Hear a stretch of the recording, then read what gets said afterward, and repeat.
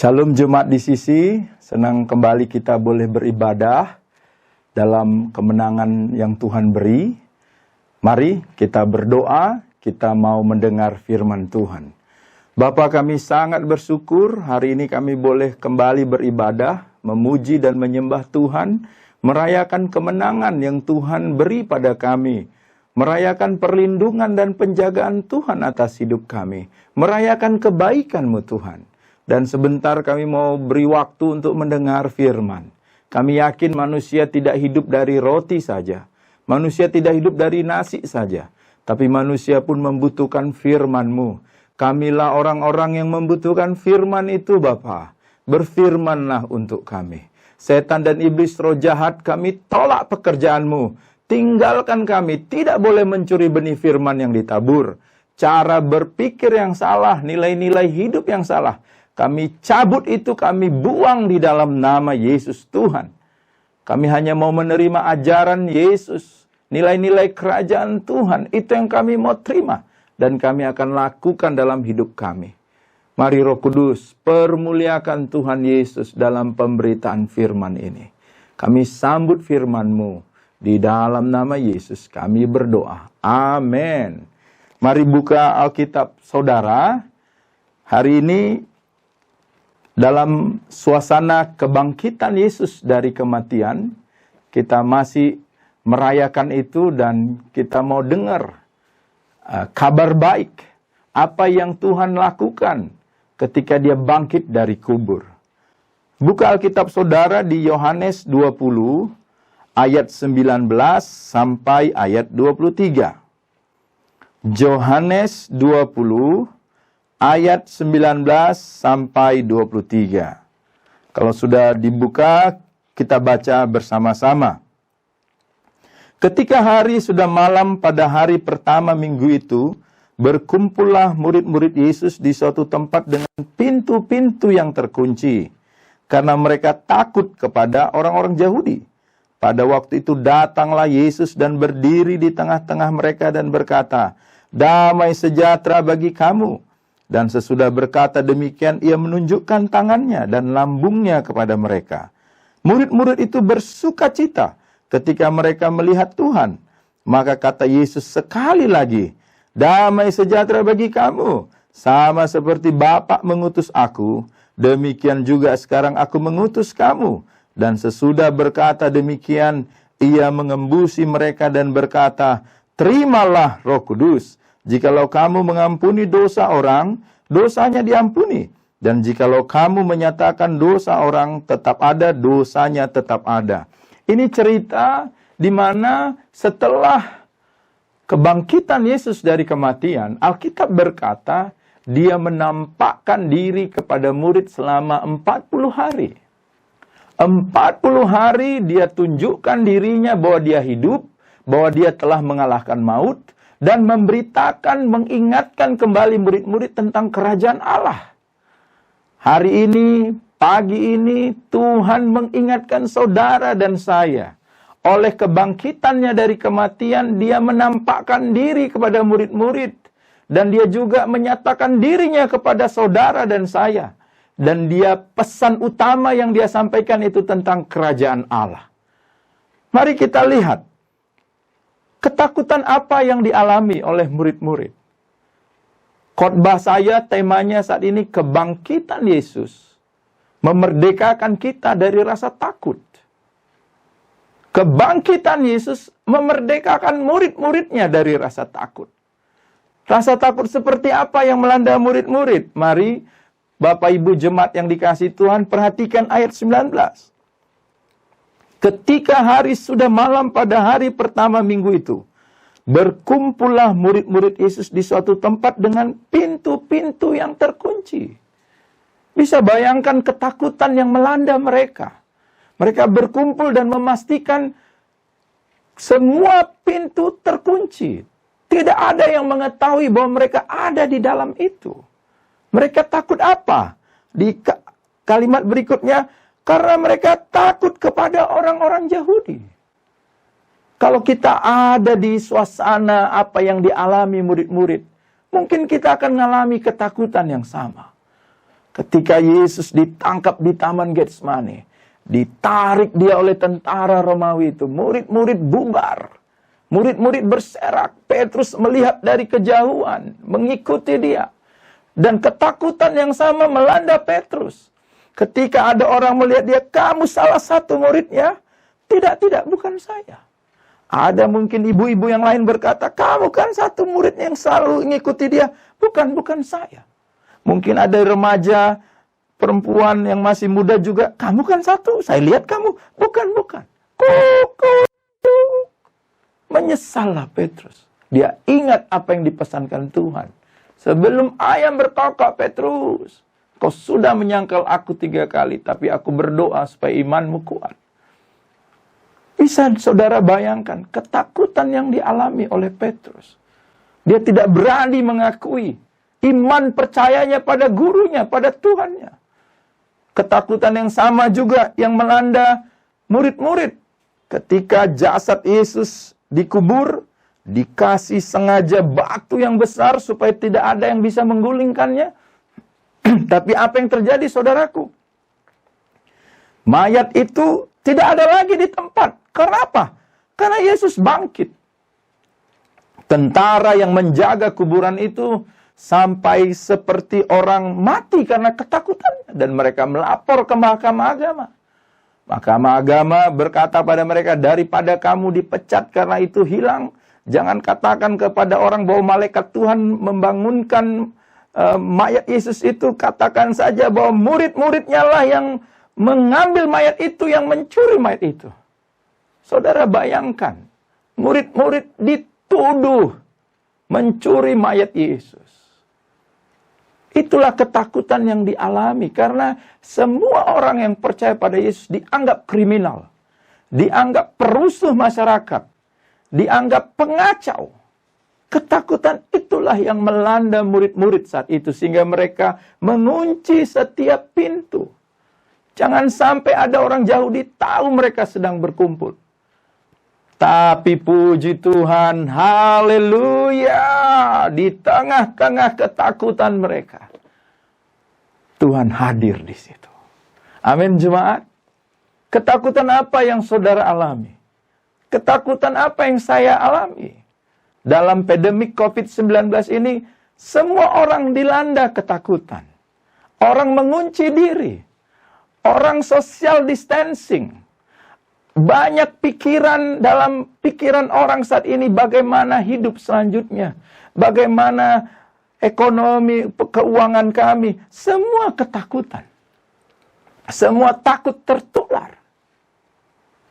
Tapi ingat firman hari ini Bapak Ibu Jemaat yang dikasihi Tuhan. Dalam ketakutanmu, Tuhan hadir. Dalam ketakutan murid-murid, Tuhan Yesus hadir. Inilah kabar baik kebangkitan Tuhan. Walaupun tentara Romawi, Mahkamah Agama memastikan mayat Yesus tidak bisa keluar lagi. Tapi Tuhan keluar dari situ.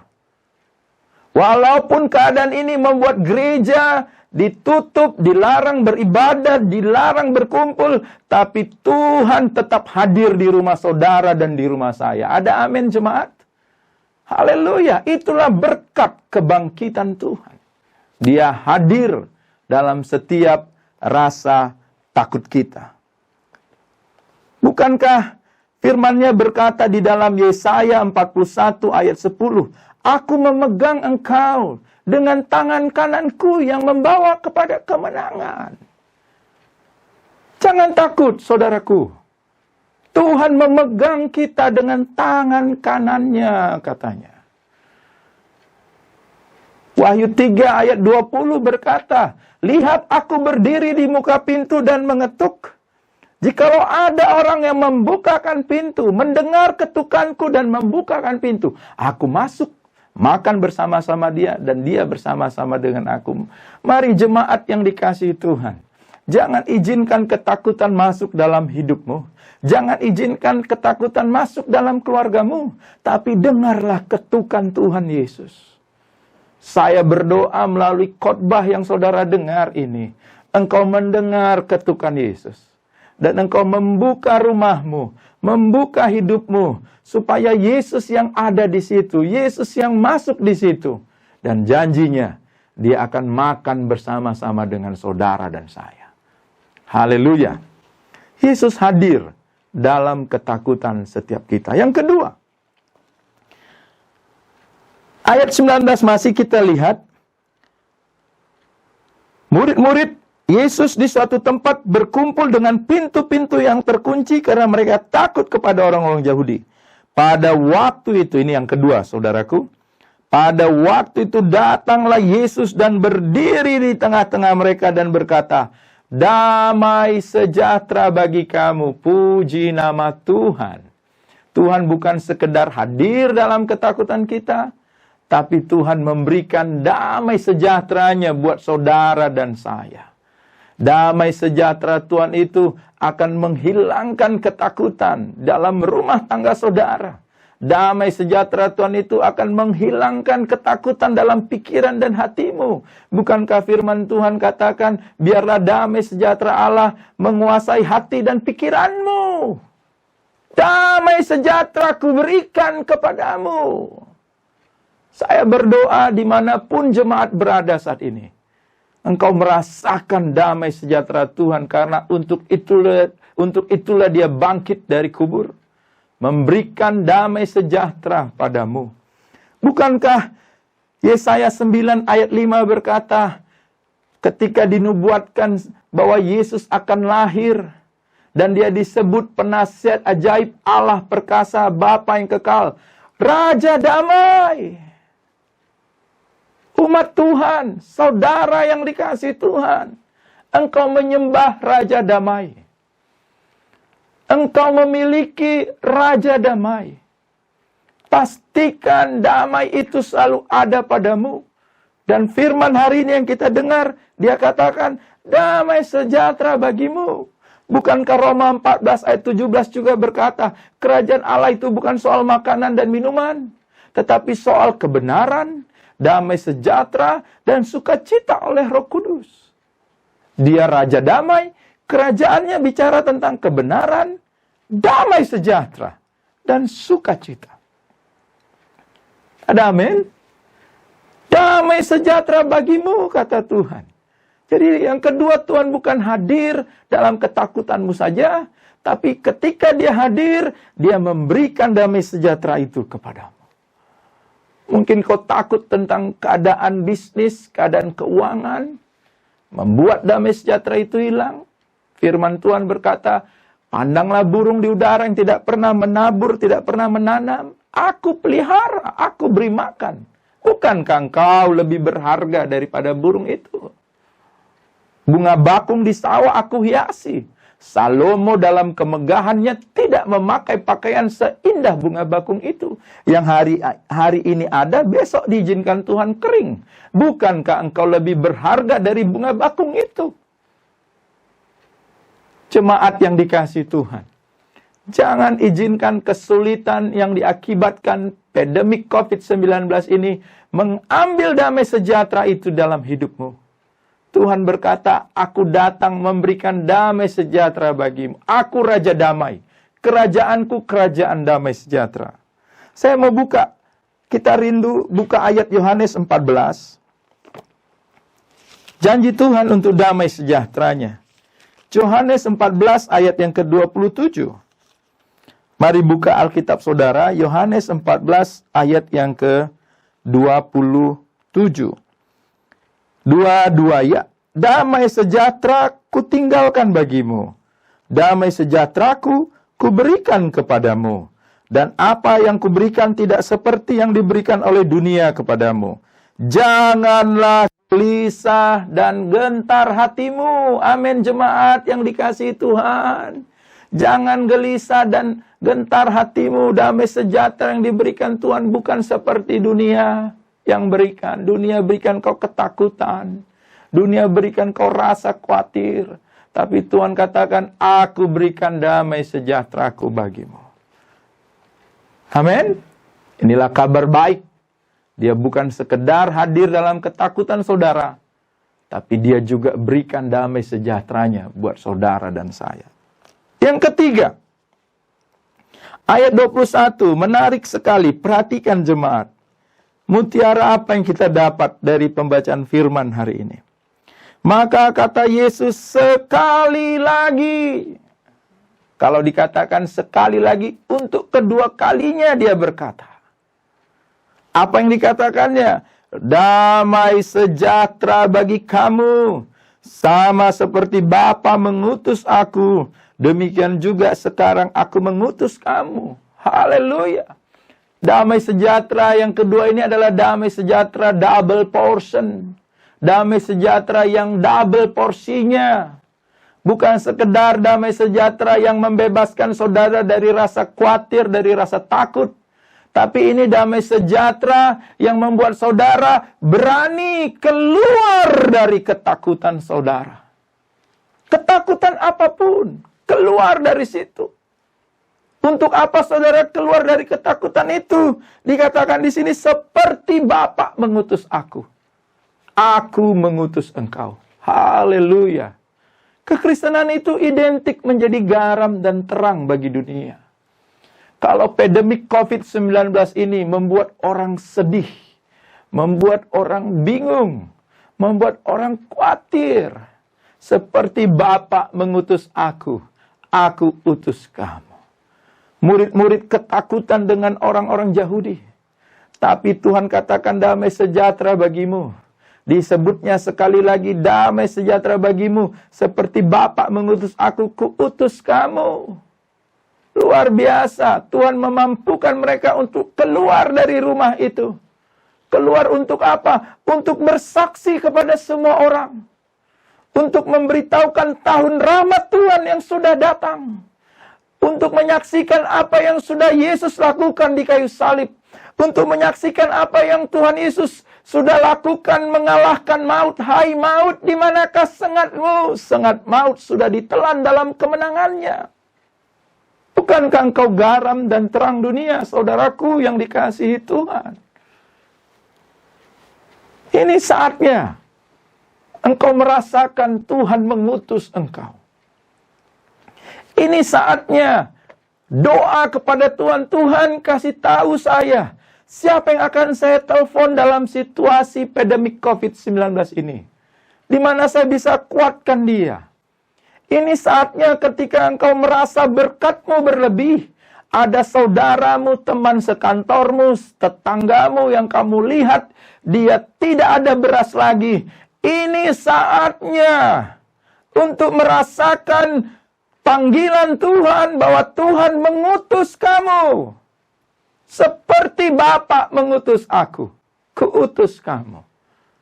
Jemaat yang dikasihi Tuhan. Kalau kita benar-benar yakin tentang kebangkitan Tuhan Yesus yang telah mengalahkan maut. Engkau pasti berani bertelepon, menanyakan kabar, dan menyaksikan kabar baik Tuhan kepada semua orang. Yohanes 15 ayat 16 berkata, bukan kamu yang pilih aku, tapi akulah yang pilih kamu. Aku memilih kamu dan menetapkan kamu supaya kamu pergi dan menghasilkan buah. Dan buahmu itu tetap. Sehingga apa saja yang kau minta kepada Bapa dalam namaku, ku berikan kepadamu. Jemaat yang dikasihi Tuhan. Ketakutan yang paling menakutkan adalah kematian. Semua orang, mau suku apapun, mau agama apapun, manusia takut dengan kematian. Tapi Tuhanmu, Tuhanku, Raja Damai itu telah mengalahkan kematian. Amin. Telah mengalahkan maut. Bagi kita yang percaya Yesus, maut bukan ketakutan lagi. Kalau suatu yang paling menakutkan saja sudah ditaklukkan oleh Tuhan kita dan kita tidak takut. Apalah artinya menelpon orang? Apalah artinya menanyakan kabar orang? Saya rasa perasaan takut ditolak, perasaan takut sok pendeta, sok rohani, tidak mungkin ada saudara alami itu. Karena kabar baik itu ada dalam diri saudara dan dalam diri saya. Haleluya. Itulah janji Tuhan buat saudara dan saya. Dia bukan sekedar hadir dalam ketakutanmu. Dia juga memberikan damai sejahtera itu padamu. Bahkan damai sejahtera yang double porsi. Untuk memampukan kamu. Untuk menjadi saksi. Menjadi berkat. Bukankah semua orang yang percaya pada Yesus disebut keturunan Abraham? Yaitu orang-orang yang berhak menerima janji Tuhan yang disampaikannya kepada Abraham. Apa janji Tuhan kepada Abraham? Aku akan memberkati engkau. Aku akan membuat namamu masyhur. Aku akan memberkati orang yang memberkati engkau. Mengutuk orang yang mengutuk engkau. Dan ini yang terakhir ini, kalimat terakhir ini penting saudara. Dan olehmu semua bangsa di bumi akan diberkati. Luar biasa. Berkat itu ada pada saudara dan saya. Dan saatnya kita bagi kepada semua orang. Seperti Bapa mengutus aku. Aku mengutus engkau. Yang keempat. Ayat yang ke-22. Dan sesudah berkata demikian, ia mengembusi mereka dan berkata, terimalah Roh Kudus. Jikalau kamu mengampuni dosa orang, dosanya diampuni. Dan jikalau kamu menyatakan dosa orang tetap ada, dosanya tetap ada. Bukan hanya damai sejahtera yang double porsi, tapi Tuhan juga melengkapi saudara dan saya dengan Roh Kudus-Nya. Tuhan menghembusi mereka. Menghembusi mereka dengan Roh Kudus. Kenapa Tuhan harus menghembusi murid-murid dengan Roh Kudus? Karena Roh Kudus yang dijanjikan itulah yang akan memampukan murid-murid, yang akan memampukan saudara dan saya untuk menjadi berkat bagi orang. Roh Kudus akan mengingatkan kepada kita seluruh kebenaran. Roh Kudus akan mengajarkan kepada kita apa yang pernah diajarkan Yesus. Roh Kudus akan memampukan kita untuk melakukan tanda-tanda ajaib. Roh Kudus akan memberitahukan kepada kita hal-hal yang akan datang. Yesus menghembusi mereka dengan Roh Kudus.